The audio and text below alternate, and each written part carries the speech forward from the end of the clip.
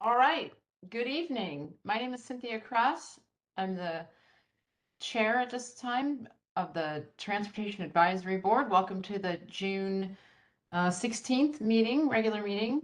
So the meeting is now open, and I want to recognize that Jerry, I've kind of lost track. I know we made a shift, but Jerry, I don't know if you're technically an alternate, but tonight, because we have not a full house, that would make you a regular member. I'm sorry, can someone remind me if Jerry, things have, oh, and looks like Erica. Sorry, meeting is underway and there's a couple people coming on, so I'm getting a little, okay. Before we carry on, is Jerry a regular member or is she still an alternate? Still an alternate. Okay, so the way I have it is, at this point, for this meeting, you're promoted to regular member. Okay. And with that, before we go any further, though, I did want to invite Isabel to introduce us to our newest staff member that we are, I believe, have not had the opportunity to meet yet. That would be Thomas. Yes, Thomas is a senior transportation planner working with CPD, with Steven's team. Hi, Thomas, say hi. Yep. So my name is Thomas Valdez. I'm the new senior transportation planner at Issaquah. Well, it's very nice to meet you. Thank you and welcome. Thank you. All right. Well, with that, I will be seeking approval by unanimous consent for the both the April and the May minutes that were presented in our packet. I'm not hearing any objection to seeking unanimous consent. So therefore, the minutes are approved from both April and May. That brings us to public comment. John, do we have anybody this evening that is preparing to make public comment? I do not see anyone in the attendee room. Okay, well, seeing none, we'll go ahead and close public comment. And with great efficiency, we are now at item 4, regular business. And I want to make sure I'm pronouncing Tisha's name right. Is it short I, Tisha? Okay. So unless, Isabel, if you had any other opening comments, or should we just turn it right over to Tisha? No, I believe we can turn it over to Tisha. And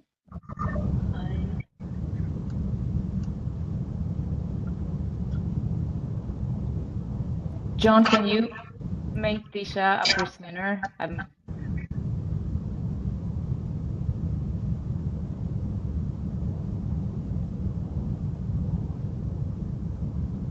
Thank you, John. Give me just a minute here and I'll get my PowerPoint going here.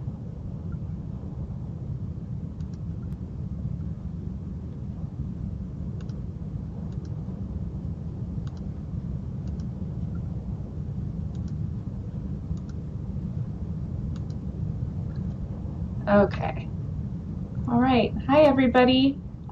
Yes, Cynthia, you had it right. My name's Tisha Gieser. I'm the city clerk in Issaquah. I've been working in Issaquah for about 6 years, but this is my first year as the city clerk. So I know Tina Eggers has given probably all of you open government training in the past.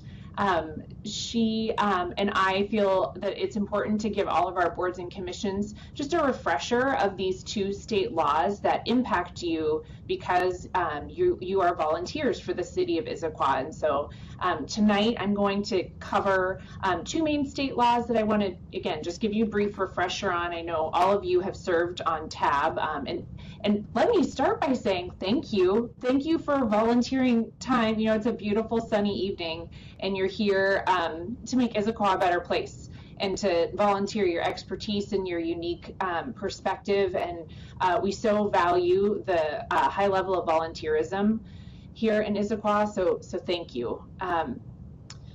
So I'll get started. I'll start with these an overview of these 2 state laws and how they relate to you, and then I'm going to talk a little bit about just like the meeting mechanics, parliamentary procedure, and I'm going to try and make that pretty quick. And then if there's specific questions that you have, I'm happy to stay on and answer any questions you have. So I'm going to talk to you for about 10 minutes or so about these 2 laws. They're referred to in Washington State as the sunshine laws because they shine light on what we do as government agencies. And they're really about making sure that government's accessible to the people that the government's serving, the public. So let me name them too. So the first one we have is the Open Public Meetings Act, and the second is the Public Records Act. As I mentioned, we like to give this training annually to all of our board and commissioners just to kind of refresh your memory on a few things for you to keep in mind throughout the year in your role as a commissioner, because there are some penalties if we violate these state laws. Both for the agency, and there is some personal liability. I'll talk to you about that briefly here. So the first one we'll cover is the Open Public Meetings Act. You know, we in the clerk's office, one of our primary roles in partnership with your staff liaison, Isabel and John, is to make sure that we're always meeting the requirements of the state law with your meetings. So we ensure that all of your meetings are open to the public. So in the physical environment, the door's open. In the virtual environment, that phone number, that WebEx phone number and WebEx meeting link are published. We also are ensuring notice so that people know if they want to talk to you about transportation issues, they know when you're meeting, and you know, we publish an agenda as well as minutes. So that's another requirement of this law, that we produce minutes of what happened at the meetings. The idea behind this law is that the public should be able to hear any discussion around city business. So this means that conversations between you need to occur at an open public meeting, and there's some exceptions to that we'll talk about in a few minutes. One of the things we also just like to remind you of is you sort of have two categories of meetings. You have your regular monthly meetings, and those are like tonight, the 3rd Thursday at 6 o'clock. Your new meeting location starting next month will be at Tibbetts Manor. We'll talk about that shortly too. But you also are going to hold meetings at different times. You know, maybe there's a scheduling issue, maybe you want to meet with another board. Anytime you're meeting outside of that date, time, or location, we call it a special meeting. And the only thing that's kind of important for you to keep in mind is when you have a state law has specific requirements around special meetings, and one of them is you can really only talk about the items on your agenda during a special meeting. So we're really careful when we prepare your special meeting agendas that it includes everything expected to come before the commission, or board, I'm sorry, in your case. And so because at your regular meetings, you technically have some flexibility. We produce an agenda, but if a majority of the board wanted to talk about a topic not on your agenda, you could do that at one of your regular meetings. We wouldn't want you to do that at any of your special meetings. So just wanted to point that out. And again, we're looking out for that when we are working on your agendas. So as I've pretty much covered this already, but so some of our requirements under this Open Public Meetings Act, we need to publish your agendas, provide advance notice to the public. We need to make sure your meetings are open. Public comment isn't well, there's actually a new state law that is requiring public comment of a governing body when they take action. It isn't fully mandated for your board, but we think it's a good idea, and clearly you do too. It's on your agendas, it's in your rules, so that's a component of your meetings. In addition to allowing the public to be here, you want to hear from them, and I know you have some specifications about how long they can speak to you and such, and that's very common among our boards. This is just sort of an FYI. There are some exceptions to the Open Public Meetings Act. I don't expect the tab would ever have a reason to go into an executive session, but we see it at the City Council fairly frequently if there's issues that are sensitive to the public, like the purchase of real estate or litigation, a government body can go into a closed session, but only for really specific reasons, and things talked about in those sessions are confidential. So this is just letting you know there are some exceptions, but I wouldn't expect them to occur at TAB. So let's talk a little bit about a quorum. So for the TAB, a quorum of your board is 5 members. It's important for 2 reasons. One, you need 5 of you to even hold any kind of meeting. You know, just to even call the meeting. Well, you can call a meeting to order with less than 5, but you can't really do anything unless there are 5 of you. So attendance is important. We also want you to keep the number 5 in mind because we want to avoid having 5 of you together outside of one of these meetings. If you want to meet just socially at a restaurant or someone's backyard just to talk about the weather and how great Issaquah is and all those things, you can do that. But we wouldn't want you, for example, to be at a local event where there was like a transportation topic that might be something the TAB would consider in the future. We would not want 5 of you to go to that event. And if you arrived at that event and saw 4 of your TAB colleagues, we would urge you to leave the event, or definitely not gather together and put your heads together and talk, because anytime there are 5 of you together and transportation is an issue, it could be considered a meeting. So that's one thing we want you to be mindful of. I think something that's more common is when board and commission members inadvertently form what's called a serial meeting. This is when you're getting kind of collective input. So this could be one of you talking to 2 of your colleagues after a meeting to get their thoughts on something maybe coming up next month. And then one of the 3 of you then reaches out to another 1 or 2 commission members to share the other members' thoughts and get these 2 members' thoughts. You're kind of collecting and sharing viewpoints. It's not meeting the spirit of the Open Public Meetings Act, which is that all your deliberations occur at an open meeting. So we want you to just be careful about that and aware of it. This can also be a little problematic with emails. So we don't want you replying all the emails with your viewpoints and soliciting ideas. That's definitely not a good idea.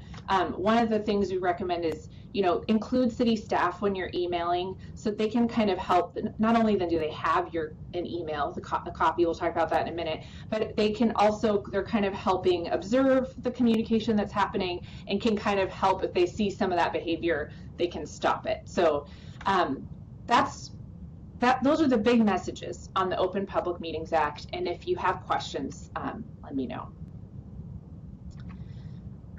Okay, so your first in-person meeting is in quite a while, is going to be next month, barring any major changes in our public health situation. We had some consolidation of our city facilities during COVID, and the meeting room that this group used previously the building is closed. And so we're using a city facility called the Tibbetts Manor. It used to be used for rentals for weddings and events. It's quite, in my opinion, it's quite nice and comfortable. So that is where you should plan to meet for your July 21st meeting. The expectation of the mayor, the mayor's office, and our city leadership is that all board and commission members, all of our boards and commissions, attend these meetings in person. If you can't be there in person because of illness, travel, whatever it might be, please provide advance notice to Isabel. A minimum, if possible, a minimum of 5 days in advance, but advance notice is even more helpful so we can figure out if there is a quorum. If something comes up last minute, just give any advance notice you can so that your chair, Cynthia, can note your absence is excused.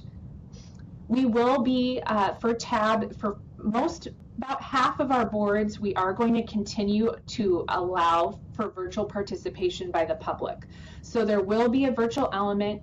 may have a presenter who attends virtually, and then anyone from the public can attend virtually. So we have the room set up for a hybrid meeting. Again, if you have questions, John or Isabel, let me know. I don't have the chat open right now, but all right. Okay, then we just real quick, as I mentioned, there are some personal penalties for the Open Public Meetings Act, and that's why we like to give you these reminders every year, and they're shown here on the screen. There are some implications to action you may have taken as well. Okay, so with that, let's move on to the, okay, conflict of interest, little out of order here. I don't think we have any brand new members in your group tonight, so you do not need to worry about the slide. When you joined the board, you should have reviewed our code of ethics and signed an acknowledgement, so we will kind of skip over that. It covers the topics listed. So for public records, I just have one slide here. I just want to take a couple minutes to talk to you about records that you might create or use in your role. So most of the information you're getting is coming from the city in your agenda packets. You don't have to worry about retaining any of that. The city's caretaking it. So if you want to keep track of things, have a folder for all your emails, or you print things, whatever your process is, that's fine. But you can just destroy it as you wish.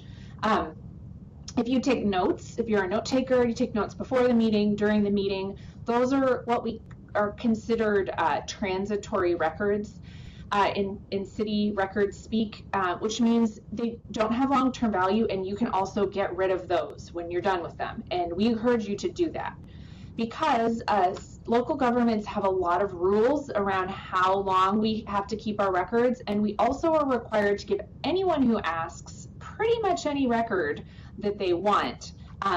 There's some exemptions for sensitive information.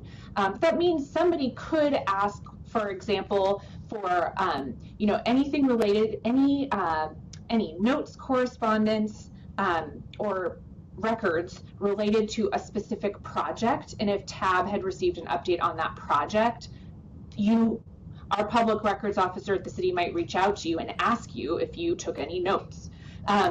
So for things that you choose to keep, like if you've taken notes and you've chosen to keep them and we ask you for them, you need to tell us if you have them. You have an obligation just to be honest about what records you might have that the city doesn't have in its possession. So the main message here is if you are generating anything like that, just keep it organized or routinely destroy it so that if we need to ask you for it, you have it in hand.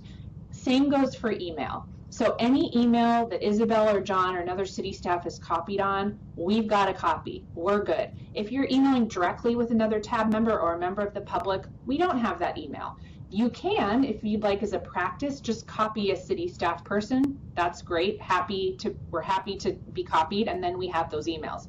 If we don't have those emails and someone requests them, we would reach out to you and we'd ask you if you had any emails. Some board members do choose to have like a separate email account that's just dedicated to their role on the board or commission, just to keep things real clean. That's something you can do. You can also, have a folder and just, put any emails there. Again, just stay organized with your correspondence. We don't want you to delete. I mentioned notes being something that you can just get rid of because they have a temporary value. Your communication has a longer term records value. So keep those emails, keep them organized. If you want to give them to us so they're out of your hands, we're happy to take them. So those are the main messages there. Again, let me know if you have questions now or in the future. Happy to help answer them. I feel like I've been talking at you a lot. Oh, I see a hand. Hi, Dave.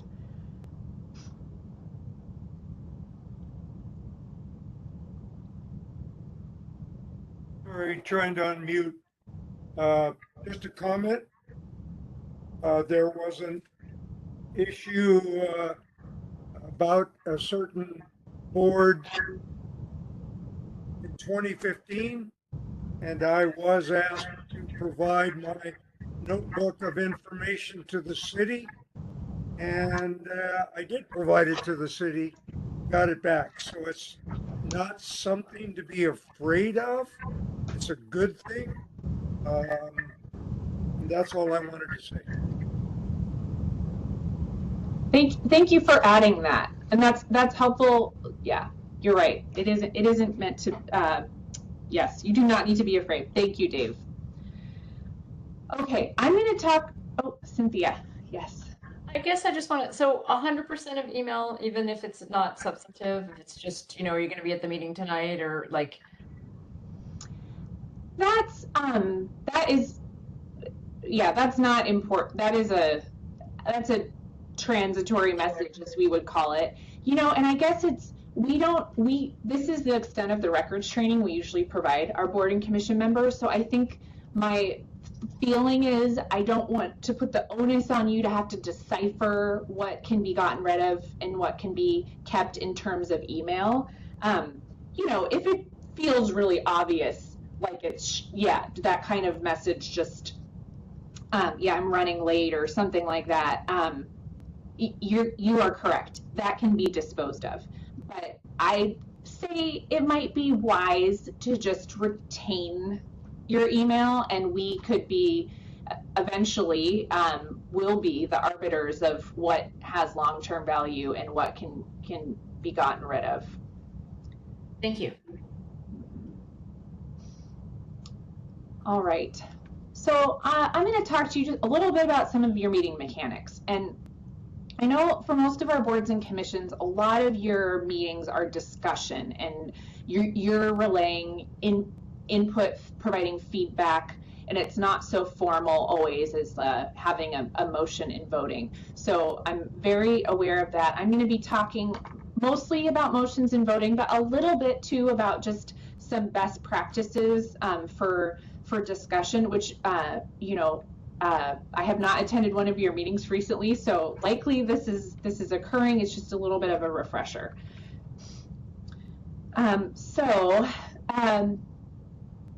A couple things to keep in mind about your role in TAB. So TAB is an advisory body. Your power is as a group.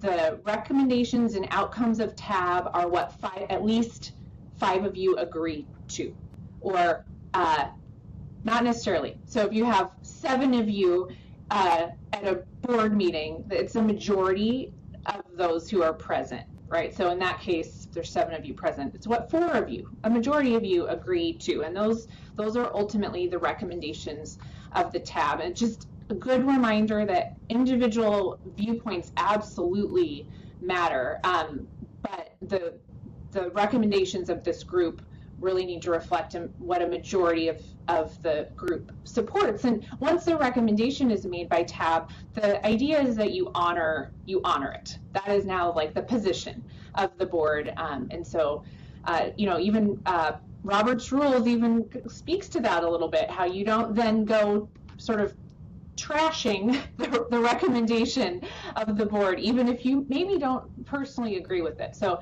just wanted to talk about that concept really briefly.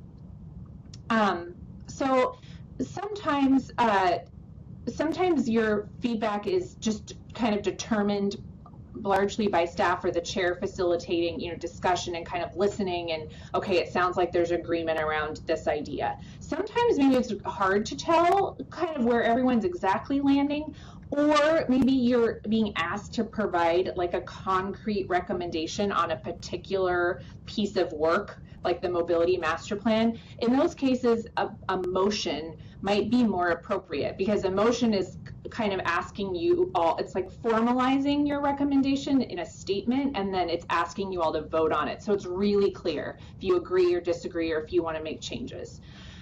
So when at times in your meeting, when you have a motion, there's some specific considerations around that. So a motion would be like a written statement that someone reads, to adopt or recommend adoption of a plan, or recommend, adding more climate goals into this, or, you know, whatever it might be, your direction you're formalizing. That motion needs to be seconded. That motion should be really clear to everyone. So if it's someone's making it up and they just say it, you know, it's like very appropriate to say, hey, can you write that down or repeat that for me? This has been great with virtual meetings. You can put it in the chat. At an in-person meeting, you can ask, you know, Isabel or John to like type it up and put it on the screen. But it's important that you as members sort of know what's being proposed, and especially for the chair too, who's helping facilitate. And then when you have a motion that's been made and someone seconded it, it's before the body, and it needs to be addressed by a vote or withdrawing it. And so just some basic concepts to talk through. So say there is a motion and say there is a second, so you've got this motion in front of you. It's time for deliberation. And these are just some basic sort of tenets of deliberating, whether you're considering a motion or whether you're just discussing something. I'd say these are really some best practices, which is just to stay on topic, to, you know, make sure you're being acknowledged by the chair before you speak, and that's really important to kind of keep things diffused, and make sure that everyone has had an opportunity to speak once before anyone speaks again. So those are just some basics there. There doesn't need to be a limit on how many times someone speaks or an exact timer, but just trying to ensure equity. Everyone's getting a chance to be heard. Just a real quick comment here. You seem to have an excellent grasp of this. It was great to hear acknowledging that an alternate serving as a regular member. But this is just a reminder that if you're taking more formal action, the form of a motion, that during that portion of a meeting, the alternate is observing and not participating. Alternates can't make a motion or participate in debate unless they're filling in for an absent regular member. That's why it's important. And if you're unsure, if you're an alternate and you're not sure if you're supposed to be debating or voting, you know, certainly stop and ask for clarity. So everyone can be clear on that. So I haven't covered amendments here, and I'm not going to really talk about those, but I will just say that after you make a motion and second it and there's debate, that's also an opportunity to perfect and change the motion. Those are referred to as amendments. Happy to talk to anyone who wants to know more about the, you know, process for that. But I just wanted to talk a little bit about voting. Voting is important. One of the most important things is just to know who's voting. So that's why it's helpful to know who's serving as a regular member. Also, you know, please speak up. Actually, it's helpful if you reach out to staff in advance if you have a conflict of interest or think you might have a conflict with an item on your agenda.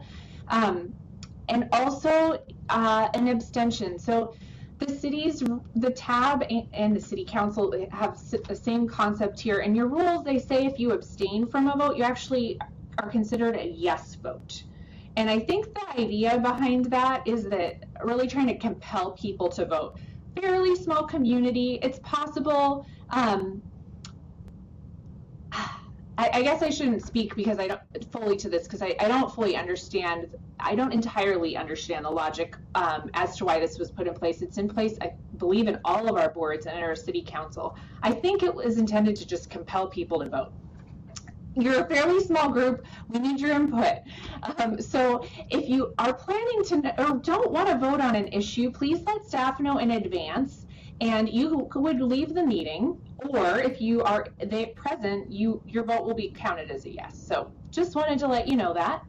Another tool I like to mention and that I heard Cynthia use at the top of the meeting was unanimous consent. You don't have to take like an actual vote on everything. If there's clear agreement, but you want to kind of just confirm, you can do a unanimous consent vote, where you kind of state the motion, say, hey, does anyone object? Pause. If no one objects, then it's just assumed that all of you are in support, and it saves the trouble of having to do the ayes and the noes. Right. Here's an example of that we heard earlier. And then this, just really quickly here, and this is really more a responsibility of the chair, whoever is chairing the meeting. There are a few things to be careful you do when you're facilitating a vote. So you want to make sure there's no more discussion. You want to restate the motion just in case someone's confused, so everyone's clear. You need to call for all those in favor and all those opposed. And then you announce the outcome, and then it's also helpful to like explain maybe the next step or ask staff to do that. So that was real quick, but I hope it was helpful, and I am happy to answer any questions, but that concludes my presentation.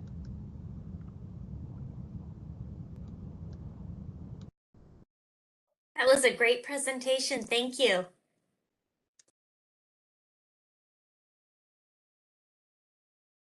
Yes, thank you. I did not know that abstaining counts as a yes vote. That's really good to know.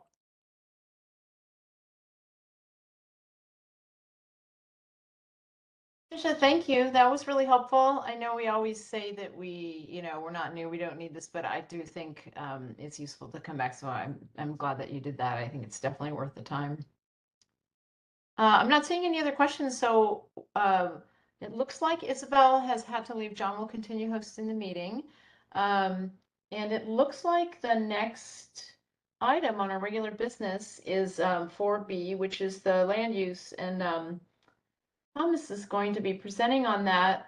And I did want to just mention before I turn it over to Thomas, is that I didn't read in the materials. I may have missed this. Sometimes I move a little too fast, trying to cram everything in. But I know that some people on this tab have been involved in a subcommittee. So I'm hoping we'll have an opportunity to hear from them before we hear from the rest of us when we get to the point of questions and comments. But anyway, unless there's any further questions, or John, did you have anything else you want to say before we turn this over to Thomas?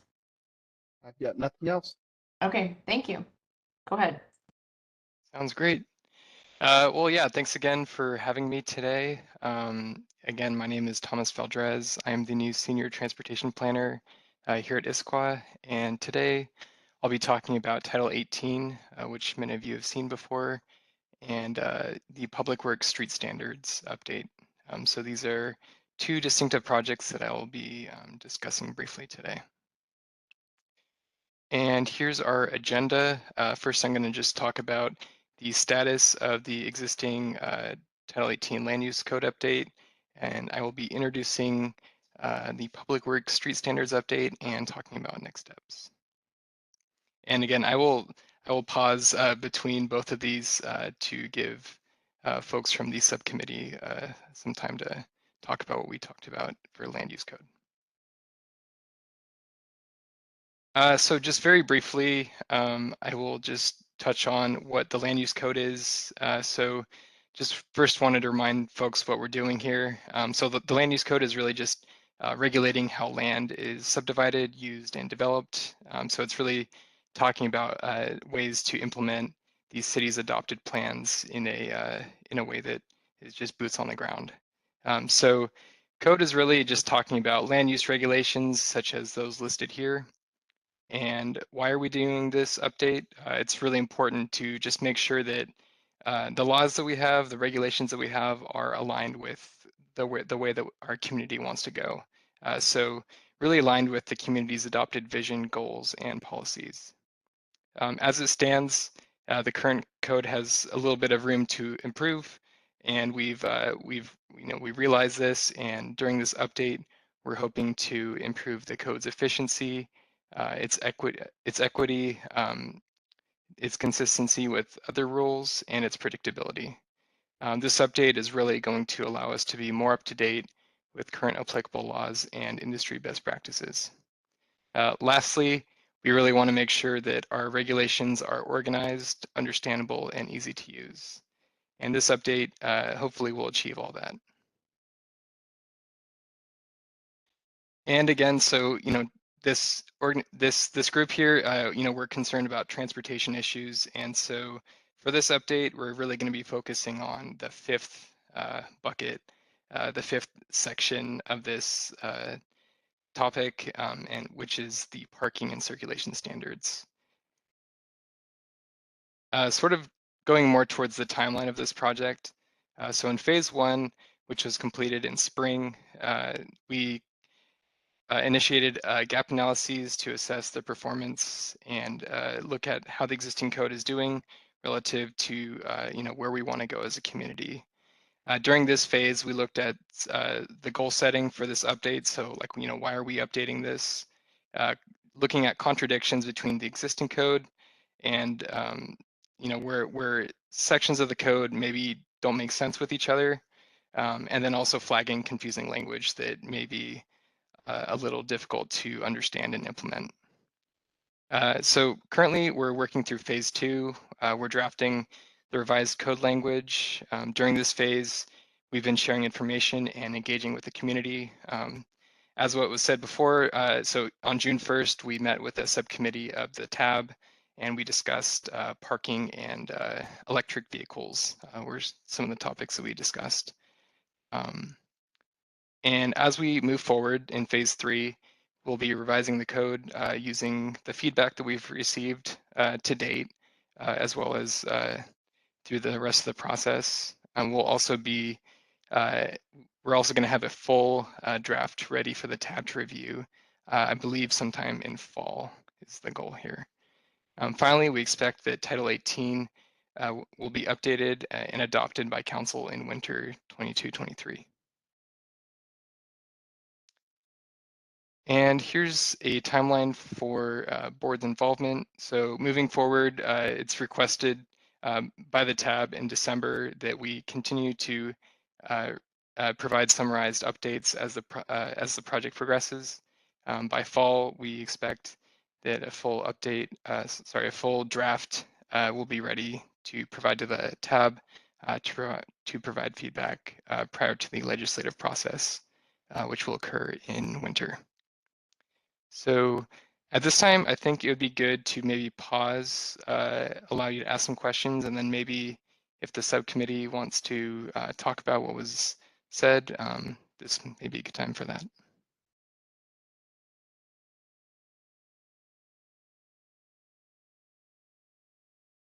Yeah, I mean, I guess Micah, since we're both on the subcommittee, do you want to do a little update about what we were talking about then?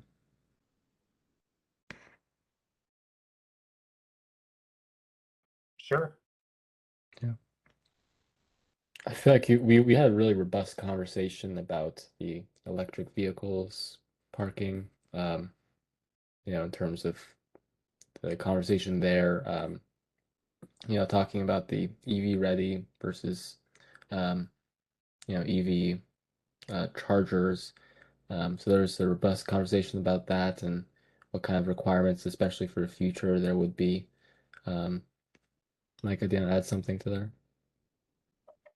Yeah, definitely a conversation. I don't think we came to a sort of a final consensus, at least for all the different types they're looking at. A lot of questions just around what that would mean for the different types of buildings, multifamily versus like a large condo versus a townhouse.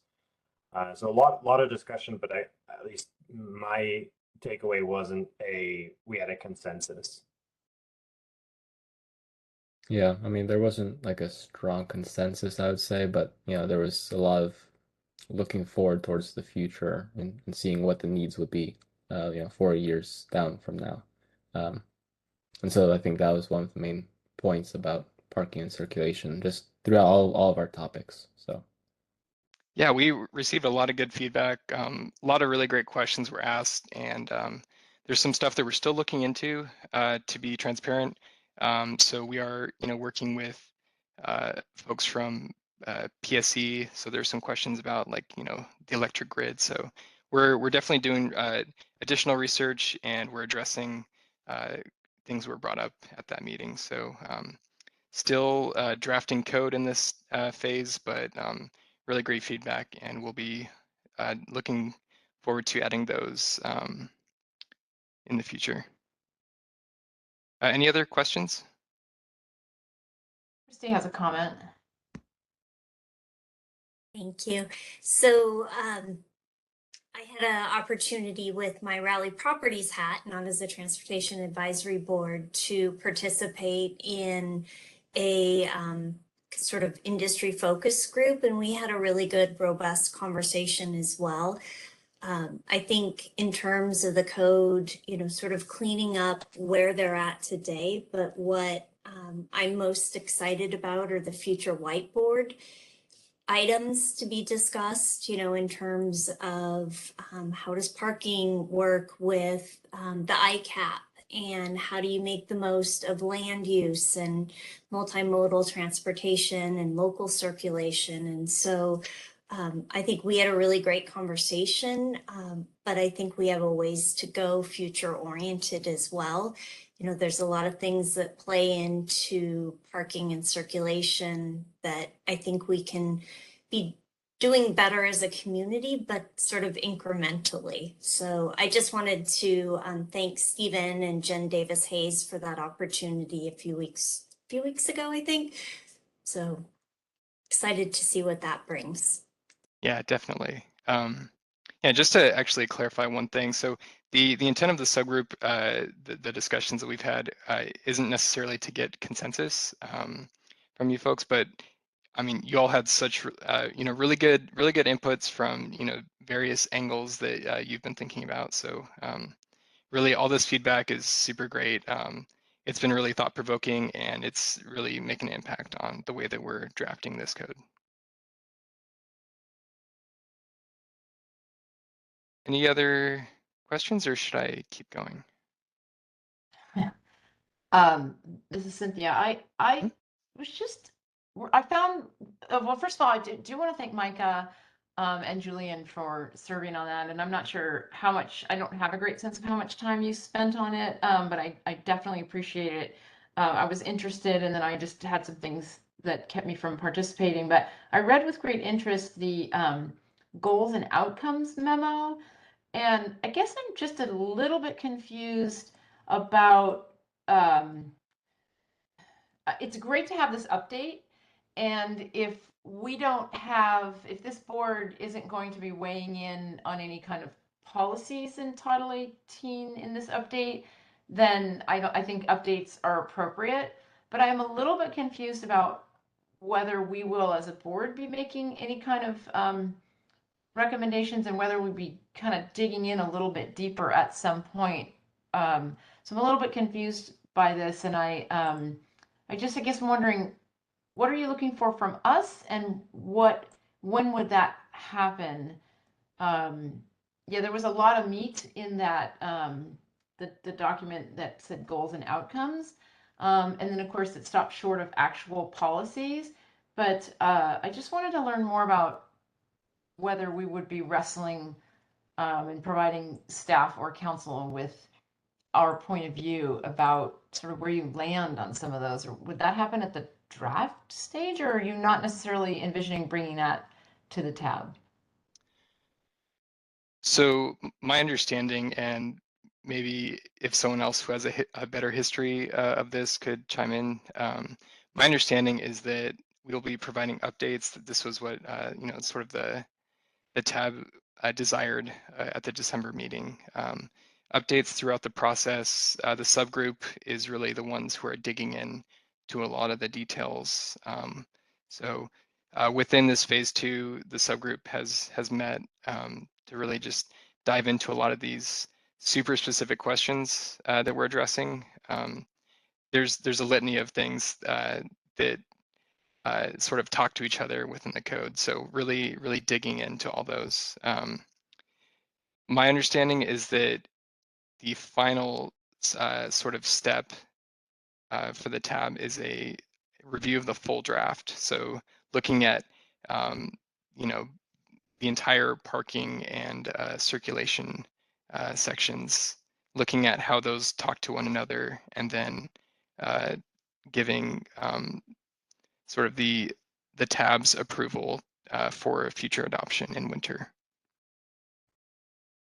Thank you. That's helpful. And Stephen has a comment, and I think we could probably, I think I was envisioning that the subcommittee would bring back results of having spent time and then kind of report back and parse the kind of key issues that, they wrestled with and so forth. And I'm not trying to prescribe anything. I just, so I think that we could probably, I don't think we need to discuss any further at this point, although it looks like Stephen might have a comment, but I'm willing to dig in a little bit more about how to best utilize the tab so that we don't suddenly have a very large body of work that we then have one meeting to, look at and then provide our point of view or some kind of formal recommendation. So, Stephen, go ahead. Thank you, Cynthia, and thank you, everybody. It's good to see everybody. Stephen, the long-range planning manager. I'm working very closely with Thomas on a lot of this work, specifically on the Public Works Street Standards update, but also on Title 18. And just to give a little background information, when we first started the Title 18 project, we intended to move forward with, the intention of the project is really consolidation and fixing the code and really streamlining our process. If we found opportunities to make policy changes, then we would bring those policy questions to the boards and commissions as we kind of worked through the project. And that's what we kind of envisioned with getting the tab involved and starting the subgroup. Our approach for everything, particularly with parking circulation, has changed a bit. So what Thomas will cover with the next presentation with the Public Works Street Standards is we're no longer going to be consolidating a circulation chapter in Title 18, but instead moving all that existing code related to circulation to the Public Works Street Standards. And that's what Thomas will talk about. And then I think that'll include a lot more robust discussions with the tab than with specifically Title 18. There's still going to be the parking chapter in Title 18 that will want to bring some policy questions, but because we're really not changing a lot of policy in there and really just trying to clarify what's in there, there won't be as much of a robust discussion with the tab on that topic.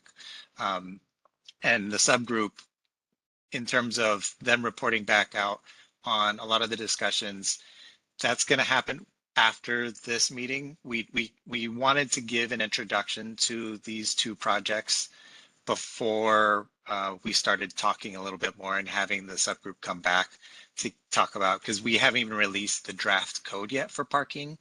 And so we wanted to at least open the door for questions and get everybody to understanding kind of how we're approaching a lot of this before we now come back with the draft, the subgroup reporting back, and just kind of give everybody a nice foundation of understanding of how we're really trying to move forward with the project, especially as we changed our approach to how we're addressing circulation and changes to the circulation policies.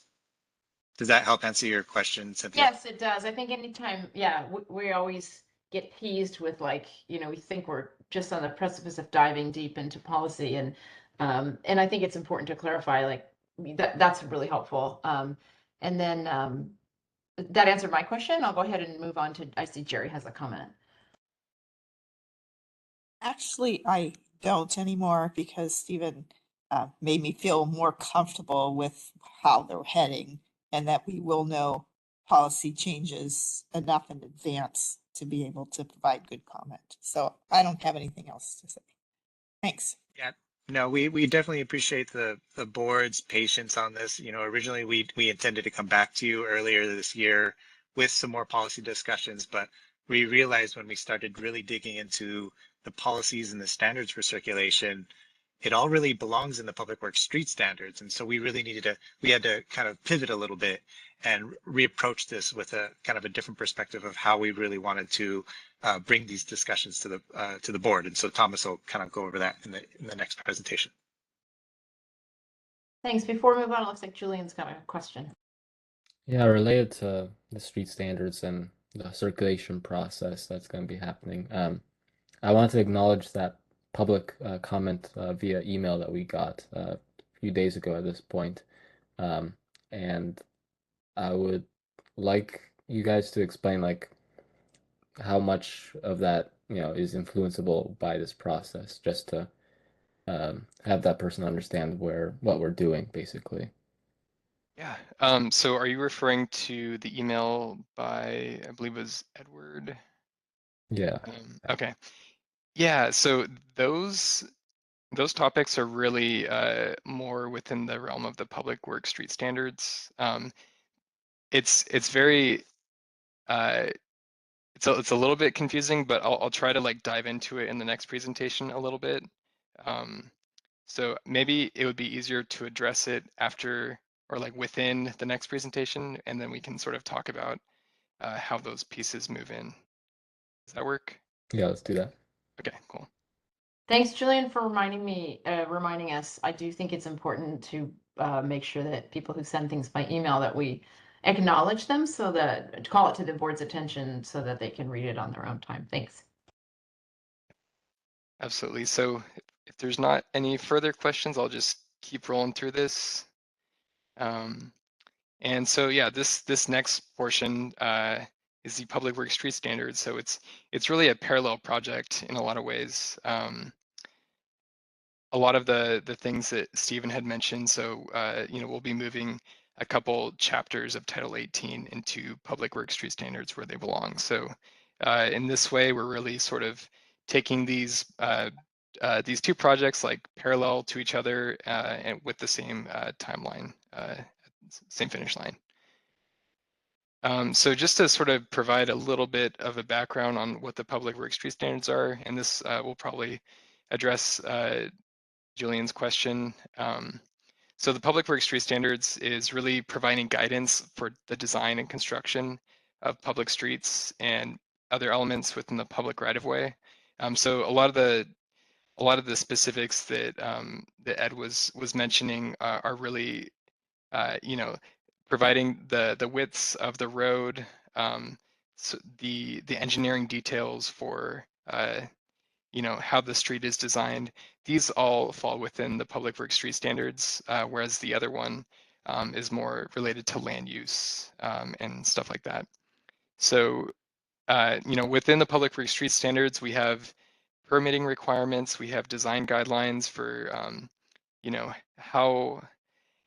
what angle a curb should be at, or like how thick a gutter pan should be. So these are all just like super detailed things that are based on city policies, codes, as well as really engineering best practices. So they're really within the realm of engineering, and they're very specific things that they do evolve with time. So it's something that we need to look at and habitually update. And so why are we updating the street standards? It's really because we want to incorporate best practices. The last time that we updated it was 2010. And, you know, as you know, a lot has changed in Issaquah. There's been immense growth. There's been, you know, changes to the way that our community wants to move forward in the future. So we really want to make sure that our regulations are aligned with the goals and objectives that we're defining in our adopted plans. So other things we can do are, you know, make things more organized, make things more efficient, make things easier to use. One of the ways that we're going to do that is by folding in parts of Title 18 to put them in a spot where it makes sense. So making it really easy to know what exactly you have to do to develop in the public right-of-way. Yeah, other things we're doing are just really potentially adding a couple sections to the right-of-way just to make sure that we're up to date with where we need to be, and you know, making sure that we're really putting things where they need to be, so that you know, future developers, or you know, if the city decides to build something in the right-of-way, we're doing it in a way that's consistent with how we should be doing it.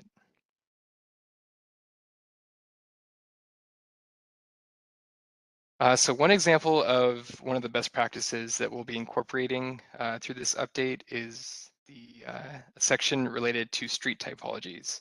And this is a little nerdy, but I'm about to get into some transportation detail here. But the street typologies are really an extension of the way that cities are required to classify streets using the federal design standards. So the federal design standards are called the Federal Highway System of Functional Classification. And so this is just the way that the federal government likes us to order our streets. So common examples of this are local streets.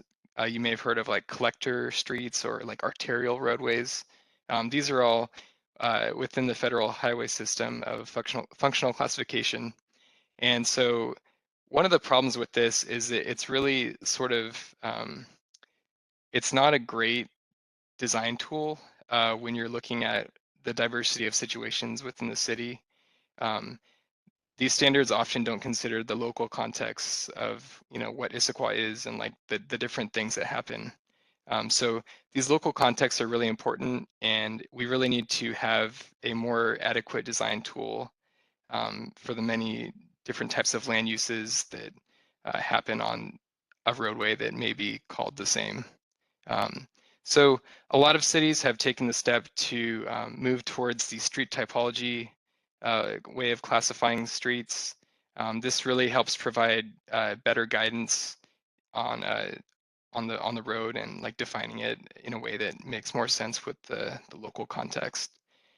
So the street typology system is really it's combining more variables than the functional classification system, which is really based on the ability to move traffic and to provide access to adjacent properties.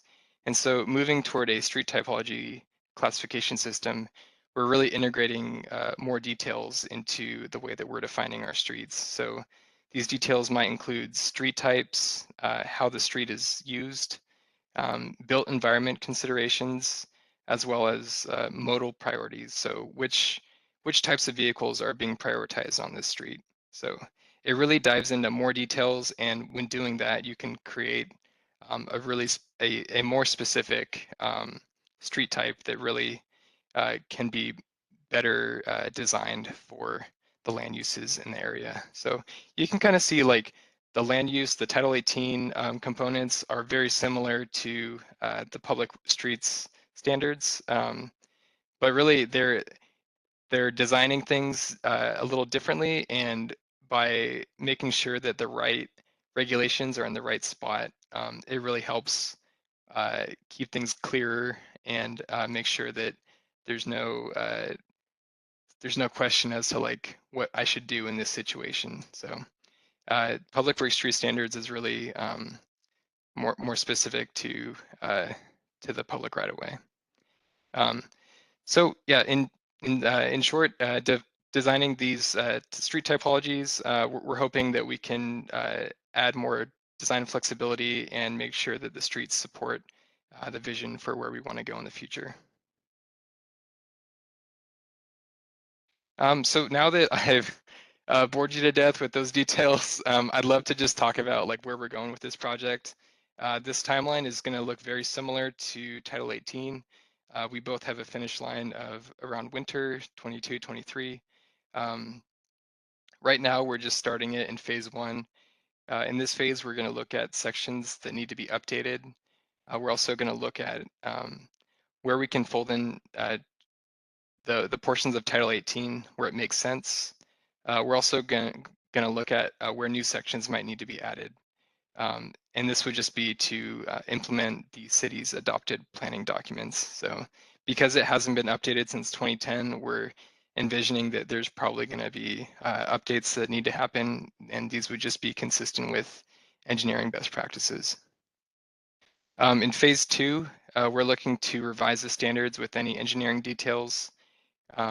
We're also going to share with the board a running list of all the high-level changes that we're considering. We just want to make sure that we're being transparent. We're going to show you what we're doing. We also just want to make sure to explain, you know, why these changes are happening and how they're consistent with the mobility master plan. Some of the other updates we're doing, like I said, are going to be super technical in nature, and they're really going to rely on engineering judgment of staff. And we'll let you know what we're doing with those. We want to be, you know, very transparent with you all, but they're really not going to be up for discussion. They're so technical in nature that we really need to rely on like engineering best practices and the engineering staff that we have here. And I think where we're really looking for TAB involvement, what Stephen had said previously, was we're really hoping to talk to you about, policy level changes. So we just want to be mindful of your time. We'd rather have you focus on the things that you really will have a lot of good knowledge and like power to put behind this. So lots of examples that we could think of, but just for instance, one of the things that we're thinking of as we're in phase one of this, we're sort of thinking about different topics that might be included just to kind of keep us in lockstep with what other cities are doing. We might want to consider a green bike lane policy. So, green bike lanes, those are the bike lanes that have a little bit of green paint or sometimes other pavement markings, and they really indicate, where cyclists are riding. So the question might be, do we want to adopt one of these policies, or, yes or no, do we want that? And then if we do, like in what instances would we apply green markings? So this is sort of a policy level question that you all might want to grapple with. Green bike lanes can be great in some instances and maybe not great in others. So we might want to just talk those through and see, when it makes sense to apply green paint. Other examples could be loading zones. So loading zones in the public right of way, super important. Freight loading is it's really important, especially nowadays with everybody getting Amazon deliveries. We really want to make sure that we're developing a policy. If we want to go that route, we can develop a policy in the public right of way, and we can certainly grapple with some of these issues that may come through this. So those are just a couple examples, and topics may come through here, and it would be really great if we could come back to the board and just talk things through, talk about policy level decisions that should be made, and just get the board's feedback on that. So that's phase two. Phase three will be further revising the code based on feedback that we've received, and then again we're looking to adopt this in a similar timeline with Title 18, so looking at winter 22-23.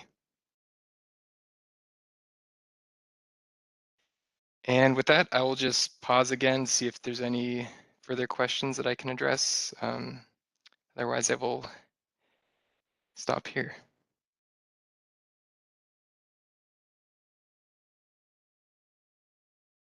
I have a question, but I always like to wait just a moment. Does anyone else have a question first? All right. I thought the memo was really useful to describe the need for the typology, but I'm just curious if you could cite some examples, maybe from some other cities, of what that might look like what an example. Sure. Yeah, I don't have specific city examples on the top of my head. I know they exist. I apologize. I'm just drawing a blank here. If other folks on the call want to jump in, that'd be cool. But yeah, so one example could be a slow street, right? So during COVID, we've realized that there's a need for slower traffic, because maybe people are in the streets, walking around and stuff. So areas that have slower traffic could be an example. So context is everything. We want to make sure that we're designing streets and different typologies based on the factors that I mentioned. So the built environment, the way that the street has been designed. So like you wouldn't make big changes on a huge street that carries a lot of traffic. So you wouldn't want to make huge sweeping changes, because that would really mess things up. But really, it's about taking a holistic approach at the streets that we have and where we're going. For example, we're looking at in the future, as I'm sort of looking to my next presentation on transit, we're going to have high capacity transit coming. So how do we want to address that? Is it prioritizing transit on the street? Are we, there's various ways to redesign a road, and it's about talking about, high level, like, okay, we want to prioritize transit because we want to make sure that transit can get through here. So maybe we call this a transit supportive street, or maybe with this other street, there's a lot of cyclists that come through here, so maybe we call that something else. So yeah, I hope that sort of answered your Yeah, it's question. helpful. Yeah. I like the modal priority. I'm hoping that there'll be something that has to do with grade, because it's super interrelated to modal priorities. Like, obviously, there's favored routes Sure. for cyclists because the grade in downtown, the Issaquah is, you're either on the valley floor or you're up on the hillside, and that's I'm hoping that would be, the slope would be included because it's indirectly related to modal priority. So something like that. Yeah, that is absolutely a consideration. That is why we have engineering staff to look at that, and the folks that are looking at it will definitely take that into consideration. Yeah, you're absolutely right. Like, you won't see a lot of cyclists running up a super steep hill. It's just not something that happens. So. And if they do, they're on their own, because yeah, no, I'm just kidding. But Julian, I think had a comment or question. Yeah. I wanted to go along with what Cynthia was saying just now about that grade, assessing it by, and also like speed differential. I mean, if you're on a flat surface, you might not need as much protection against, well, I mean, of course you want protection, but as compared to relatively to an upslope, there should be more protection, especially on the uphill side of the road. So definitely, that I think that's a pretty important thing to include there, that speed differential, and kind of assessing the relative protection, because I do think for roads, as the public commenter was saying, having a 4 foot or 5 foot wide bike runnel or whatever, or bike gutter, is not sufficient for most of our roads. But yeah, so there's that. Could you go more into why we can't really interfere with like larger right-of-ways in the city, like Gilman Boulevard, or for example, or Yeah, I mean, I may have misspoke there. So I mean, we're with the typologies, we really want to look at, we want to look at every road and like see, what makes sense for that situation. I guess I was more talking about like the example that I had given previously was like a slow street. So like, you wouldn't want to throw a slow street sort of typology on a road that's meant to carry like folks throughout the valley. So it just like it's just not the way that the road was intended, and it like wouldn't make sense in that context given like the land use implications. So there's so many like different situations, and that's the beauty of the typology versus the functional classification system. If we have it in 3 buckets, where like you're a local street, you're a collector street, or you're an arterial street, there's just like so many different situations where like, yeah, like that makes sense in this context, like to design a street in like 3 different ways. But what if there's, something else over here? Like, what if there's a trail adjacent to it? Like, what do we do now? Or like, just like all these like little situations that may have different design considerations. Or like, yeah, like what was said previously about the grade. Like, oh, like what about the grade here? Like, should we consider that? So it's just having typologies really can allow us to spread different design characteristics in many different ways. So rather than having only 3 ways to build a street, maybe we'll have like 12 or like, however many it is. So there's just different ways. Yeah. You can be more specific with the context.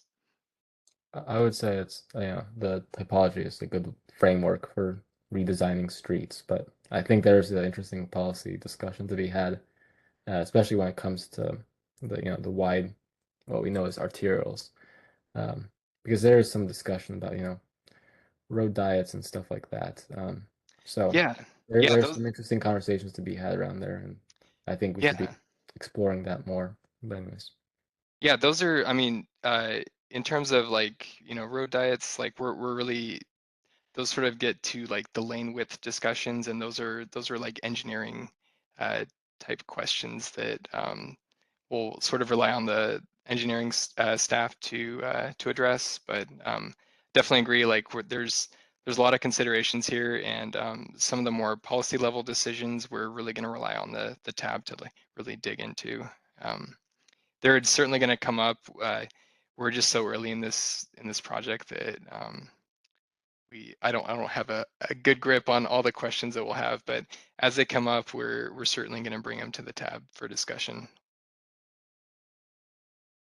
Thank you. I know Stephen has a comment, but before I call on you, Stephen, I just want, I do want to make sure we do have a couple extra minutes. So if anybody has any other comments, you've heard a lot from Julian and me, and I just want you guys to feel like, we're doing fine on time. And if you have anything to say about this or anything you'd like to be seeing in it, even though you've done a pretty good job of helping us understand that we're just getting introduced to this and we'll get some of the meat later, but I still want to make sure I encourage other people to share any initial thoughts.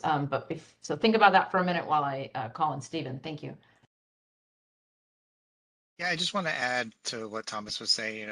One thing to kind of consider with all this, the primary intentions with updating the public works street standards is, one, we're trying to move a lot of the circulation policies from Title 18 into the public works street standards because it's dictated as part of the right of way, and that's really where we're trying to draw the line between Title 18, which is more of private development, and public works street standards, which is going to be covering what's in the right of way.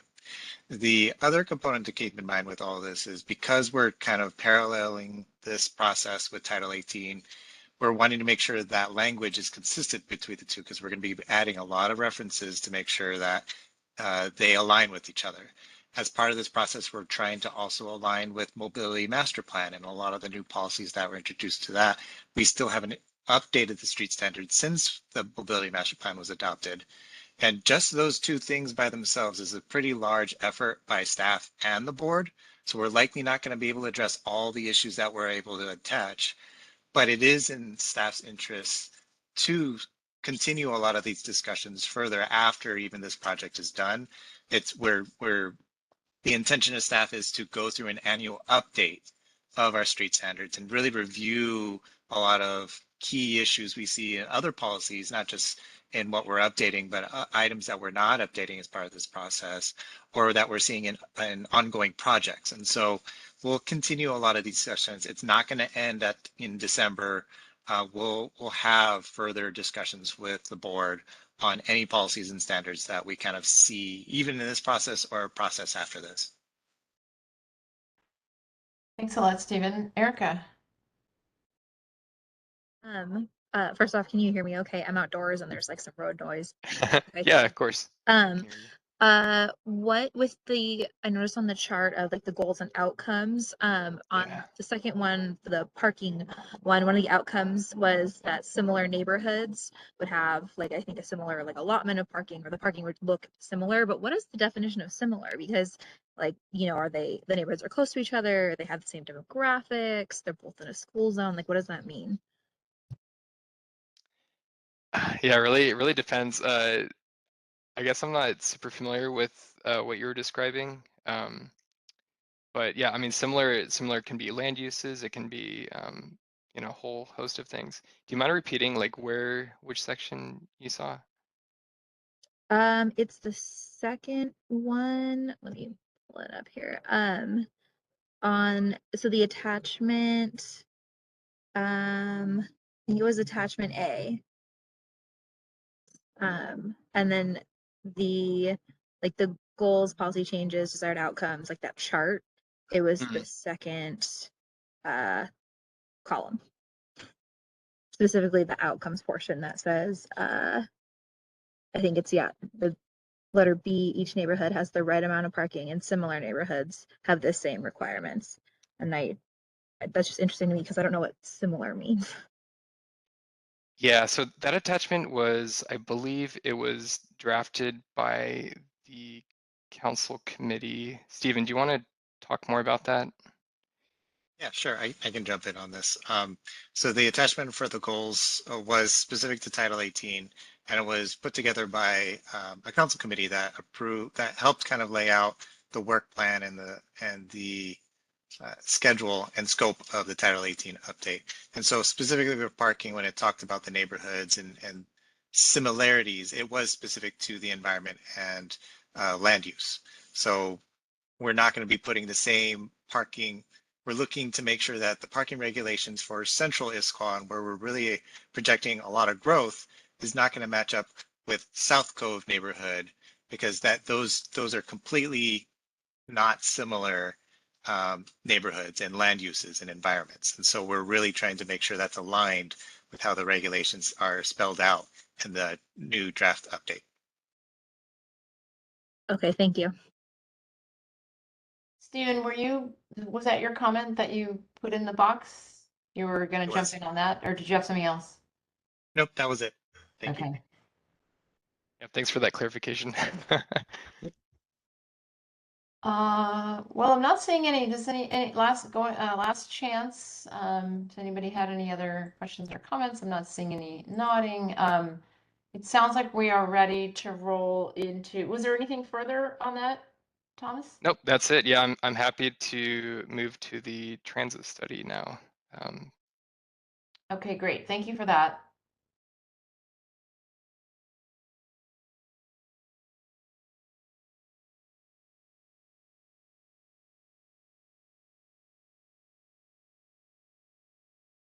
Alrighty.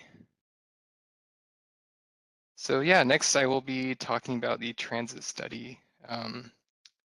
And here's just the agenda here. So I'll be first covering the overview of the project. I'll then cover the timeline, what the board can expect in terms of their involvement, and then I'll talk about next steps. So as you all know, Issaquah is growing. We've been growing a lot since 2010. The population has more than doubled here, and we're expecting even more growth. So in advance of all this anticipated growth, the city is really looking at being proactive and taking a proactive approach to planning for high capacity transit.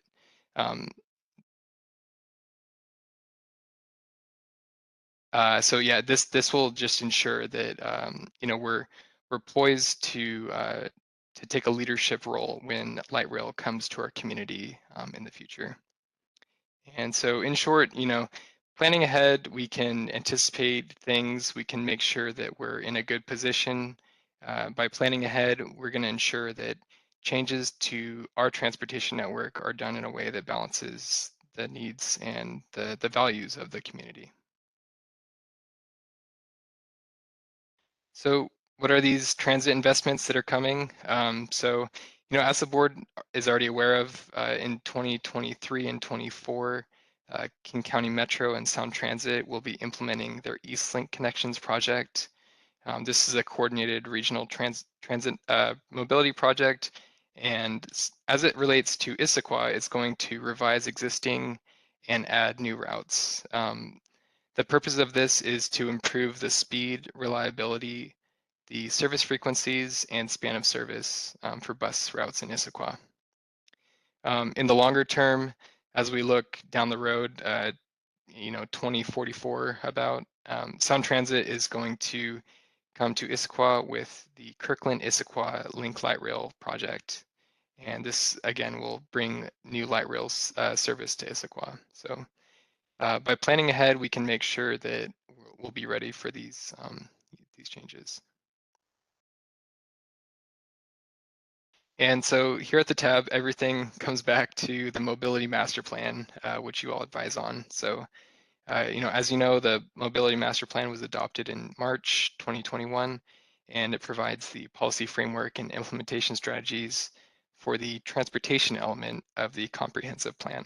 So everything's related, and policy 6.1 of the Mobility Master Plan calls for the development of the development and adoption of a transit study in order to prepare the community for high capacity transit. And so now that we've sort of talked about what we're doing with this transit study and why we're doing it, let's just talk about the project timeline. Again, we're just at the very beginning of this phase. We haven't actually even started yet. So right now we're in the process of finalizing our contract with the selected consultant. We anticipate that this project will likely kick off in August, and after 2 major phases, we will be completing it as part of the comprehensive plan update in 2024. So in phase 1, there's going to be a lot of work done. So we're going to assess the existing conditions of the current transit system. This will just look at how transit is currently being provided, what are the challenges that are occurring with the current transit system, and by current I mean the transit system as we know it with EastLink. We're also going to be developing a community engagement plan. We want to hear diverse voices from the community, and we're certainly going to develop an engagement plan so that we are reaching folks that are using transit, folks that are the most vulnerable users. We really want to hear from these folks. We also want to, with this study in phase 1, we also want to estimate future transit needs and consider the steps that we can take in order to meet our service objectives. We're also going to develop a prioritized list of short-term and long-term capital projects with planning level cost estimates. And we want to develop draft goals and policies under that we can use to then update the transit chapter of the Mobility Master Plan. So if that sounds like a lot, it is, but there's more.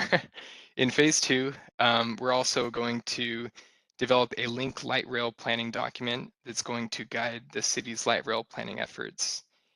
This may also include potential station locations that link may be taking place in the city. We will also develop transit performance metrics so that we can measure how things are going. We want to have tangible measurements that the city can actually use and affect change on. And then like the third and last thing is we're going to develop strategies for improving transit access for underserved populations. And again, this all sort of culminates in the Mobility Master Plan update. We will be updating this, in the future as well, but this is just specific to the transit chapter of the Mobility Master Plan. This will then be used to update the comprehensive plan in 2024. So I'd now like to talk about how you all will be involved. So this project, some of the things that we're planning on doing is providing regular feedback, regular updates as the project progresses. In addition, we're really hoping that we can get your feedback on a lot of the project milestones as they occur. There's a list here on this sheet. We're really hoping to get your feedback on the transit needs assessment. So this is really talking about how transit is provided and what are the needs that we have based on the current situation. We also want your feedback on a transit capital improvement project list. So this is going to be a list of improvements that are going to be on our transportation improvement program. this is also, as a side note, this is part of the capital improvement project. So it's just the transportation related projects that the city will be implementing over the next 6 years. So we really want your input on the projects that will be part of this.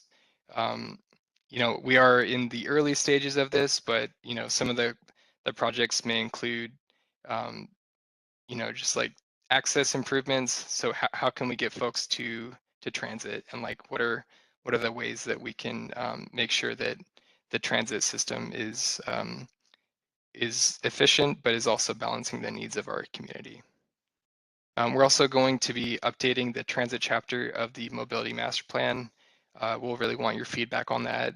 You all advise on the mobility master plan, so that should that makes sense. And lastly, there's also the Link Light Rail planning document. So this document is going to sort of create a strategy, like a playbook for when Link comes to the community in 2044. So we'll want your feedback on that. We want to make sure that we're poised and ready for when that comes, and you all will have some really good feedback to provide for this. This feedback could be provided either through the full board or through subgroups. And as we move this forward with the transit study, we're going to want to provide you an opportunity to provide feedback for the final draft as it goes through for council approval.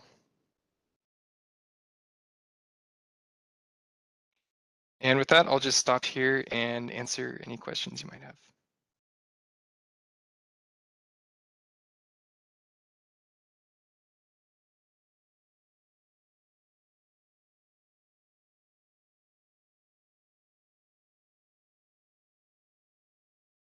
I guess I'll Looks just like pop. why don't we start with Christy Yeah. and then come back to Julian? Thanks.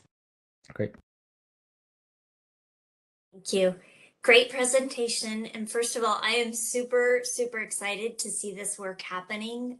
I think it's been a long time in coming for our community and really going to help us inform as a community how we move forward around transit, but also hopefully in making the case for additional transit support. I wanted to make just a comment, and then I have some questions on the project itself in terms of the existing conditions, sort of the analysis. I'm curious if the following items will be included in that, just kind of as a baseline.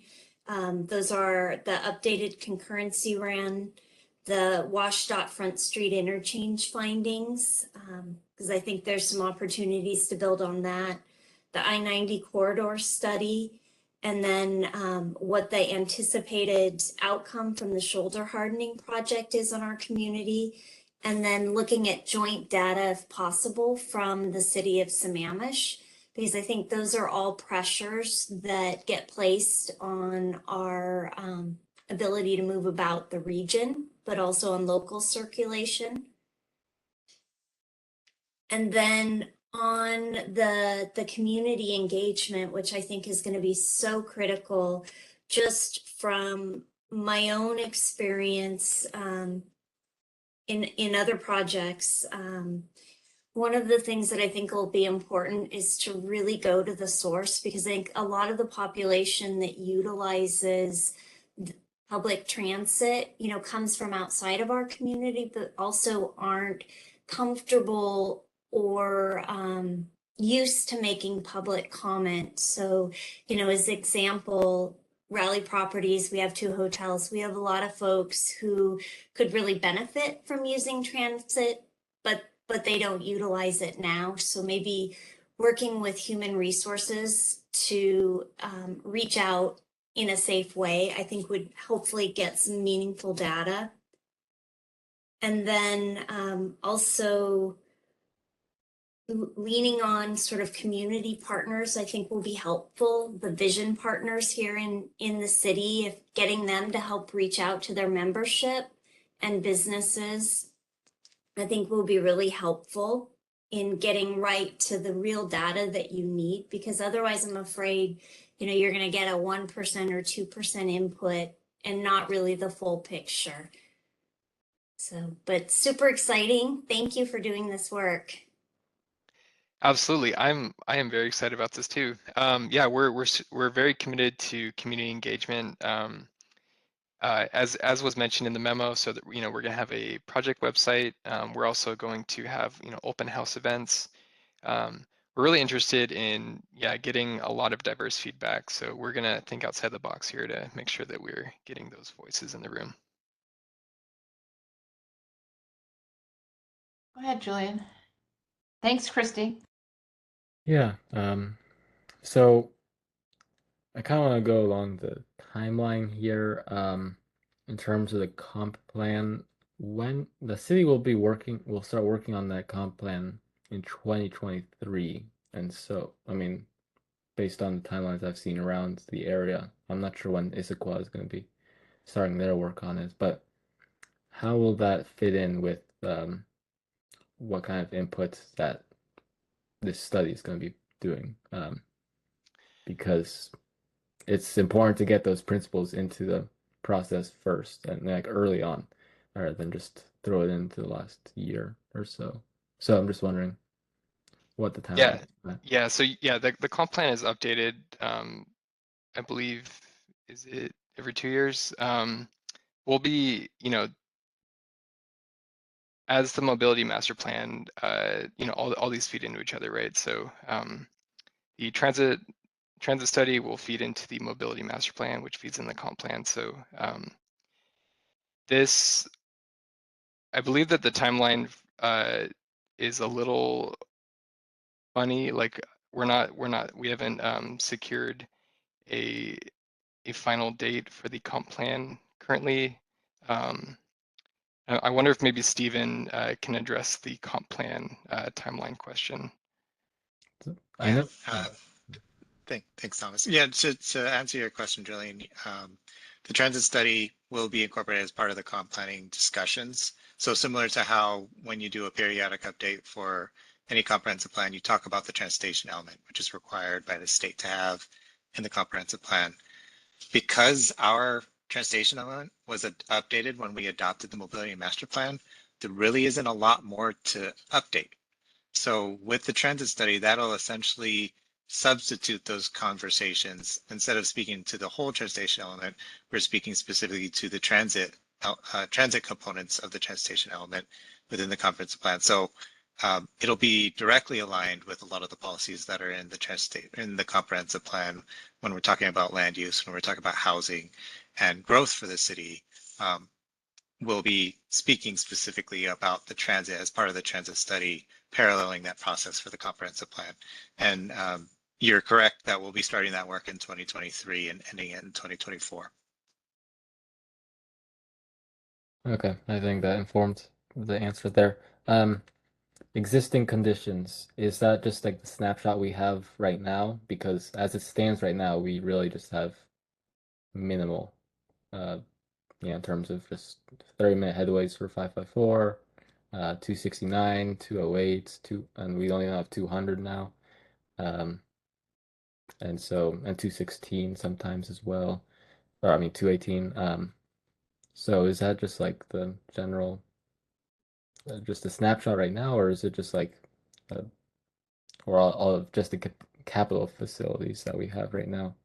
Yeah, it's going to be all that. So what was mentioned previously, it'll be incorporating, policy documents that we have in place. We're going to look at, the intersection, how intersections are currently operating with transit. It's going to be a very holistic approach, like looking at so many different factors involved. So yeah, I mean, it's going to be like long range planning documents through King County Metro and Sound Transit. It's going to be working, like how and where folks are moving throughout the community, where people are working, where people are living, like how those ebbs and flows in terms of travel are occurring. So looking at all those factors, really getting a holistic view on how things are going right now, so that we have a pulse and have a baseline for comparing where we want to go. We're also, as we move forward with like forecasting, a lot of the existing conditions are used to project, what will happen in the future. Again, they're estimates, but it's how we as transportation engineers and transportation planners, we're looking at the future to sort of help guide policy and guide decision making for something that is 22 years away. So we're really just setting ourselves up to make sure that we can make informed decisions as we all move forward with transit that's coming to the community. Okay. One more question, or two more. Does anyone else have any questions before I launch into my other? Okay. I have but go ahead. I wanted to come back to the question about board involvement, but I want to let you finish first. Okay. Thanks. For measurables for transit, you kind of spoke on that a little bit.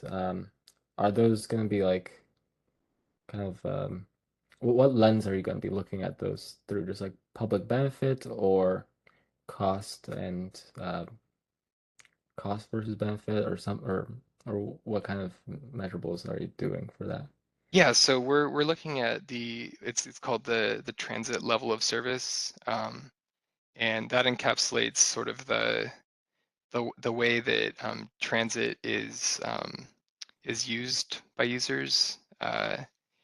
There's a variety of service metrics, but we're going to want to focus on things that the city has direct influence over. There's because transit is provided by two different agencies here in the city. We can only do so much as a city who is not providing our own transit. So we want to have things that we can directly influence, or else it's sort of just like this thing that we have that we would like to have, but maybe we have no control over. So it's to be determined.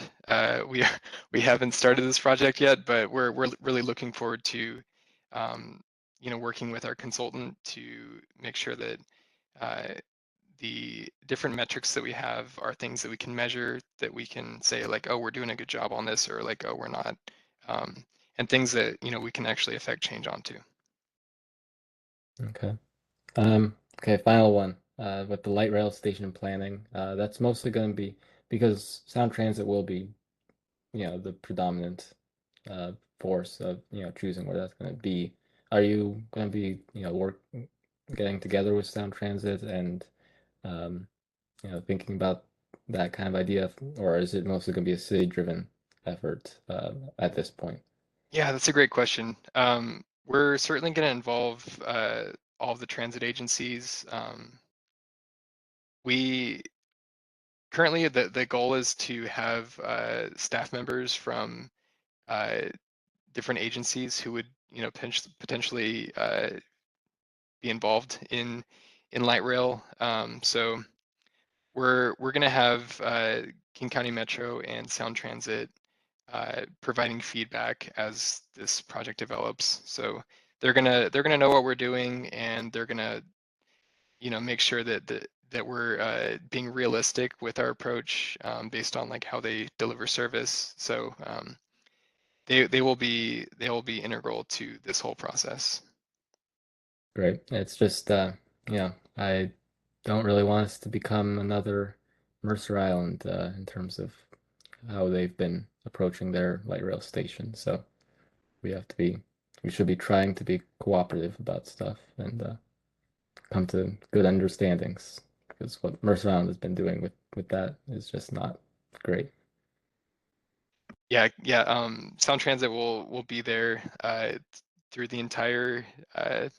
We're proposing about 23 months process, so they'll be there. They'll be providing feedback, and the goal is to make sure that we're in a position where the final output is something that our community is, you know, satisfied with. It meets the objectives of our planning documents, and we're also going to get high capacity transit. So it's should be a win-win, and we're hoping to you know, incorporate our community's vision so that it's not someone else's vision for our community. Thanks, Julian. I wanted to take us back to the question that you asked about board involvement, but before I do that, did anyone else have anything that you wanted to comment? Anything you feel like you need to see in the transit study, or any questions about this? All right. I was just going to propose that, so I'm looking at the memo again, and there's several options. And what I was thinking that we should probably do, and then I'd love to kind of maybe just see a show of hands, or, you know, people want to comment on whether they agree with this approach. But the idea that there's input, and then I actually almost think, now that I know more about the transit study, I almost feel like should we call it transit study and recommendation, because there's not just, it's not just reviewing and it's not just information gathering, there's obviously planning. And so what I would propose is that we hear about the needs assessment, the community involvement, and you just report back and update us. But then the second option says we review drafts of, and I don't think we necessarily need to see drafts of the needs assessment. Like those are inputs. Those are things that we're learning. But then I think when it gets to project list and the mobility master plan update and the planning documents, I think those are ones that we should probably be reviewing drafts of those. And if such time as we discover, like if we get into that and it seems a little deeper, and then then we go to option, what's the third bullet here, like a subcommittee. But I'd like to see us starting off where we're just being informed as you're collecting information and finding out, you know, you're getting input from both the community and then these analyses. And then when it comes to actually starting to put those into a plan, like a project list and the MMP update, that's when I think that we should be reviewing drafts and actively engaging. So I'm not sure, maybe we could flip back to the full board if we don't need to look at this presentation, and just kind of like see if people are in agreement, because you can only see just so many people on the screen when you've got your screen up. Sorry, I'm Yeah, still Jerry, learning on this. sorry, Yeah, Jerry, okay, cool. missed I got it. Yeah, so I see Jerry had a comment. Yes, I see where you're coming from, but Cynthia, but what I was thinking was it would be really good if we even had a chance to review what this study is doing as far as public comment and public outreach is, because we want to make sure that they're asking the right questions for the public comment. And I believe that we could provide input on that also from our perspective. So I wouldn't want to just review that outreach from public comment, because I see that as really very important in a way, because there might be ideas that we might have or questions we might have about whether, you know, when would you consider using transit? So, and transit has really changed significantly. Our service, of course, because less people are using transit, has been reduced since COVID. And so to see when people would use the transit and to give them examples would be something that I believe we could provide input on within this board. So Yeah, I'd be game for that. So are people pretty much supportive of what Jerry and I are kind of outlining? Does that sound good to staff? I'm seeing lots of nods. I'm not seeing anyone have anything to add. So just to clarify, so the board would be interested in providing feedback on the engagement strategy as we're moving forward through this process. And then as we get into the project list, we'd want to also be providing feedback to when you get to those portions of it. I mean, I could even argue that I bet there's people on this board that would be interested in even defining the study questions. I mean, we have a lot of appetite, but we only meet once a month for 2 hours, and so I think we have to be judicious and you know, keep our work plan. I don't like to be a mile wide and an inch deep, so I mean, I think we have to resist the temptation to want to dive into everything. That's my opinion, and I'm seeing lots of nods. So yeah, so carry on with the study, include us in the and then update us, and then include us in your strategy for before it's, you know, while there's still time to affect it, and then anticipate bringing us into a little more deeper engagement when you start to develop project lists and MMP updates and so forth. And it's like Erica's got a comment. I think you actually just touched on it, Cynthia, about how, like, I guess as we're going along and like the things we are reviewing, if we find out like we are starting to get too in the weeds, I guess like what's from stopping us from then forming a subcommittee, you know, like. I agree. I agree with a few people. This is very exciting. You know, we've had the transit study on the work plan, but I don't think I really understood. I mean, I think I was told, but it kind of went in one ear and out the other. But this is very robust. It kind of makes sense why it's been, you know, lingering or languishing a little bit, or just taking a long time. But I think it's super exciting. I think at this point, did we answer what you were hoping to get for this evening? Yeah, absolutely. So my understanding is that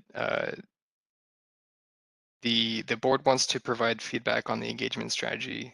The board also would like to receive habitual updates as the project progresses.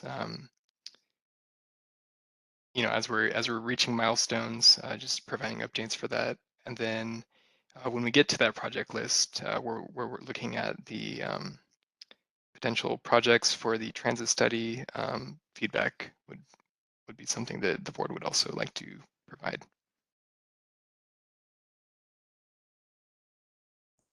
Okay, sounds good. I think if I could input something, I think this is going to be a great project just to set out a vision, but I feel like there is some urgency as well to create some more immediate changes to the transit network. So, I mean, this is totally coming up late, so I'm just saying like something to be considered there at some point, just to consider, you know, more immediate or short-term changes even before the visioning, because there are some things with our transit network that just need immediate change that we can see, just pretty obviously. But yeah, excited for the project. Yeah, thank you. Thanks for providing me this opportunity to present this. Looking forward to giving more updates. This is a project that I'm really excited about, and it'll be a long project, but hopefully through the end of this, we'll have a really good result. We certainly got a lot. You had a lot to prepare for your first tab meeting, so well done. That's a lot of material. Welcome. And I think since Isabel had to go, I think we'll ask John to maybe cover the work plan and the staff report, or unless anyone else has a staff report to give. Yep, I'll cover those with a little bit of help from John. Wait a minute, I'm sorry, I'm so sorry. I knew I would Oh, forget yeah. this, and I asked Isabel to remind me. Dave has a comment. He wanted yes. to update us about transit, and I'm so sorry. Dave, are you ready to do that? I am, and thank you, Cynthia. I enjoyed hearing all the comments. I'm not an expert on the transit plan, but I plan to be in the next little bit, especially the transit study. It's huge. So talking about changes, let's talk about the first one that's effective right now. I don't know how many of you are Orca card holders, but I have a lot of Orca card holders at the senior center. And the Orca cards are in fact changing. And I'm looking at the time I'm going to keep this down to about 5 minutes. You used to manage your Orca card on orcacard.com. You're not going to be able to do that anymore. It's changing. It changed actually in May. It's now myorca.com. And there's both a website for myorca.com and a handy dandy, I have it on my phone already. You can manage it from your iPhone because there's an app called myorca. That's how you get the funding on your Orca card. These changes all tie into what we talked about, what you guys talked about earlier. They're going to be sneaky little changes that are going to come in quickly, and you're going to go, oh my God, I didn't know that. So how you're using your Orca card now. How many of you got Orca cards? Oh, wow. None of you have Orca cards. So I'm talking a different way. Well, Cynthia has one. Okay. John I has don't think you're one. seeing our hands. There's hands all over the I place. have one. Okay.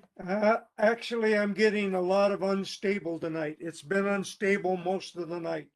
So I see that little yellow triangle. Then I see your faces. Anyway, so your Orca cards are going to be changing. By July, you'll be able to get the new card itself. Until then, you're going to use your old card. However, you need to change over to myorca.com shortly because that's how you're going to be able to change doing things like adding money. And there are going to be some new places added where you can add funds. And there's going to be some old places that are going to go away. One of the things that I'm not happy about used to be as a driver, somebody could get on with their Orca card and they had their grandchildren and they could say, I've got 2 children and 1 adult. Driver could tickle in the information on the driver destination or driver display unit, and then you just tap your card one time. That's gone away. Can't do that anymore. Everyone that rides has to have an Orca card. You can't do it any other way. And the smartest thing about the Orca card is if you're riding between Metro and Sound Transit, it's the only way you can get a transfer. I'd probably be hoarse as many times as I've said that. So this is important information. I'm not going to talk anymore. I'm going to hold this up because I don't have a slide. You can get this on any bus. Okay, see it? And it basically is Orca, and it gives all those changes, and they are on buses. I will have some at the senior center, I hope, but there's going to be changes. I am going to provide, my wife and I are going to provide a class to the seniors at the senior center twice in July so that they have the information on the changes that they need to Orca. We're going to see all kinds of little changes like this to get us to that bigger picture of the mobility master plan and all the changes we're going to need to make for those bigger and better routes that are going to come out to Issaquah. And so we just need to definitely, John and Isabel, 2 things, talk about this, if not every month, every other month, get an update of where we are on transit and the transit plan. The other thing I think the city is in dire need, and that is for an Orca card guru at the city who knows everything there is to know about Orca cards, where you can get them, and what I just talked about briefly tonight. And I don't know who that guru is going to be, but I'm planting that seed with Isabel and John, and I'll probably plant it with Mary Lou because she's a friend of mine that says, hey, we need to have an Orca guru who can answer all these questions for our community, because we haven't had for years and we need it badly. Anyway, that's all I got. Thank you for the time, Cynthia. Oh, thank you. And I meant to invite you earlier so you weren't rushed, but I very much appreciate that. I know we all appreciate those updates very much. I do have a chair after the staff, but it will be very brief. But John, did you want to do the? I'll quickly go through the staff report and the TAB work plan. And coming up in July on the current schedule is neighborhood safety program, update on the transit study, performance metrics, continuation of the concurrency, and an update on parks projects. I don't think we'll have all those, but we'll see which ones are ready to go for next month's meeting. And then for the staff report, I've got a couple items. Then John Larson Friend has an update on scooters. Want to remind everyone to sign up for the Deconstructing Our Bias training. The options are Saturday, June 25th at 10 a.m., Thursday, September 8th at 6 p.m., Saturday, September 24th at 10 a.m. There will be a community service survey sent out soon for the ITS plan about needs for transportation data and technology. And for the Transportation Improvement Program on June 6th, there was a public hearing at the City Council meeting. That out of that meeting, the City Council requested one change, and we had a project in the future years to do non-motorized planning on Squawk Mountain, and that project is going to be moved and proposed for 2023. And with that, I'll pass it off to John really quickly. Yes, I'll try to keep this quick because I know we're up against the hour. A couple notes on the Orca. I really appreciate, David, your update. I do want to reiterate, though, that you do not need new Orca cards under this new system unless you reload in stores. So just to let you know, your old cards will still work for a while until something changes, I guess. And there is also a new youth-free program on the horizon, so stay tuned for that on the county level, which is pretty exciting. So scooters. So on Tuesday, we presented to the Mobility and Infrastructure Committee on a scooter share pilot. I'm very excited about this. So in 2021, micromobility company Bird approached the city about possibly bringing the scooter share program to the city. So we've been working internally with and with Bird on the feasibility of such a program, and basically have concluded that it highly aligns with our community's transportation goals. So I am excited to say that after the presentation, the 3 committee council members were very excited about this pilot, and it will be moving forward to City Council for approval, and that will likely happen next month. So if approved, the pilot would go through December and then be reevaluated for a possible 1-year extension through 2023. And we do want to note that, as you might have noticed, we didn't bring it before TAB. We kind of decided that because TAB is generally more on the policy side than the program side, that we didn't necessarily need to bring it before this committee. But we did ask the Mobility and Infrastructure Committee if we did need to kind of bring it back to you all, and they did agree with our opinion. So, but they did, the council members did want us to make sure that you were aware of this proposal, and you're all highly, highly encouraged to provide input as residents, especially since you're TAB members. So when a city council or the city council date set, I will make sure to make all of you aware so that you all can engage with the public feedback process if you choose. So thank you for, hopefully that was fast enough. No, it was 4 minutes. Anyway, I'll toss it back to John now. Thanks. That concludes the staff report. Okay, thank you. I'm going to be real brief, but I wanted to give you guys an update.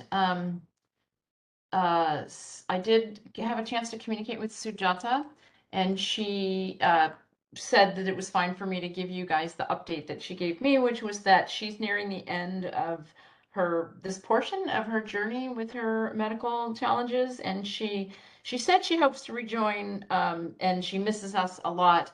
I'm not going to hold her to it. I imagine she has a lot of life to catch up with, but she seemed, and this was just electronic communication, but seemed in good spirits. It was very nice to hear from her, and she wanted me to share those thoughts. So that concludes my chair report. Joseph, do we have a youth report? No youth report today. Okay. Well, good. Well, we're just a couple minutes over. So, well, I'm sorry, are there any other business or announcements? I guess I can communicate right now. Won't be here for the July or October meetings. Thank you. Thank you for letting me know. And you guys are all encouraged to let people know if you're going to be out, obviously, so we know if we have a quorum that night, and we don't wait for people that told us they were not going to, that we didn't know. So anyway, I want to thank all of you guys for your time, and thank you, staff. It was a good meeting this evening, and I'm so excited about seeing you all in person. Everybody's always taller or shorter than I imagined them to be when I finally meet them in person, but I met some of you in person. But yeah, I am. Oh, Dave, do you have something you want to say? Or are you just really tall? No, I'm just kidding. Go ahead. Real quick, since we're going to be in person, will there be such thing as cookies and coffee or no? I sure hope so. You don't want to see me if I forgot to eat. I'll Seemed like bring there the were little cookies. snacks before. Volunteer to bring the. I'll bring the cookies and coffee. You're so Well, sweet. it's my understanding that Stephen set the bar by doing that, so we'll find a way to continue it. Bring your own cookies and coffee, Stephen. All right, team. Great job. Have a great evening. Have a great weekend. We'll see you all in person in July. And thank you. Thank you all. Bye. Everybody. Bye, Have a everyone. good night, everyone.